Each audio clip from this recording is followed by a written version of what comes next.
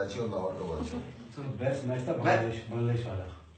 बांग्लादेश वाला relax fans है। नहीं ये ट्राउजर ऊपर किया जिसकी वजह से ब्लड वो थोड़ा सा मेरे पास लग रहा होगा टाइट है। मसल टाइट है। रिलैक्स मैं मुझे पता है। रिलैक्स मैच अच्छा नहीं खेला अभी तक। इसके बाद रेस्ट टाइम कितना है? रेस्ट टाइम कुछ नहीं है बताओ। एक मिनट में थोड़ा सा लगाना भी इसको थोड़ा सा रिलैक्स कर। माय फ्रेंड रिलैक्स नहीं हो गया ना, रिलैक्स नहीं हो गया ना तो टेंशन होगा ना तो फिर क्या होगा? दर्द होगा।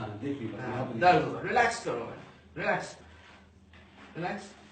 हाँ सही है, सही है माय फ्रेंड। जी डॉक्टर साहब बिल्कुल रिलैक्स।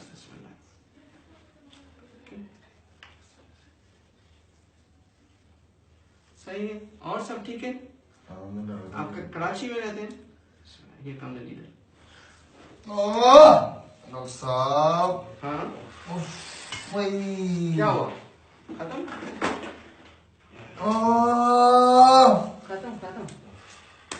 सर यार आप तो कह रहे थे हल्का आता है यार।